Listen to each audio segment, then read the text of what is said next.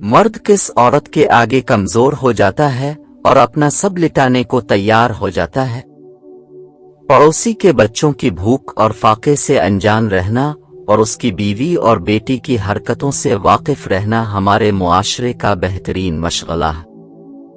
किसी का दिल तोड़कर मुआफी मांगना तो बहुत आसान है, लेकिन अपना दिल टूट जाए तो किसी को मुआफ करना बहुत मुश्किल लगता है।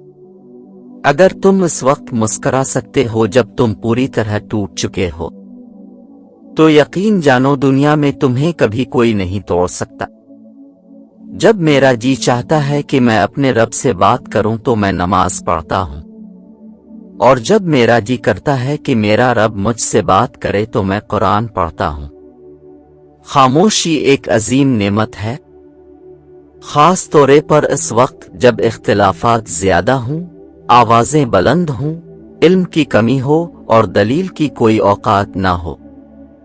नाचती औरत पर पैसे फेंकना आसान है, मगर एक मजबूर और लाचार औरत की मदद करना मुश्किल।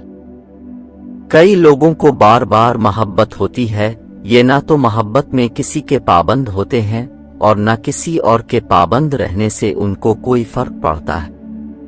मर्द जिस औरत से मोहब्बत करता है वो औरत उससे बहुत अजीज होती है और वो उसके आगे बेबस हो जाता है और अपना सब लुटाने के लिए तैयार हो जाता है।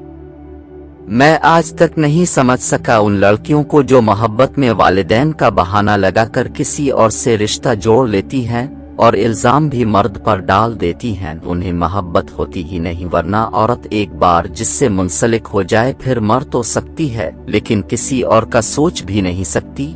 और मर्द तो फिर मर्द है, वो अपने साथ किसी और का नाम तक मुंसलिक नहीं करता।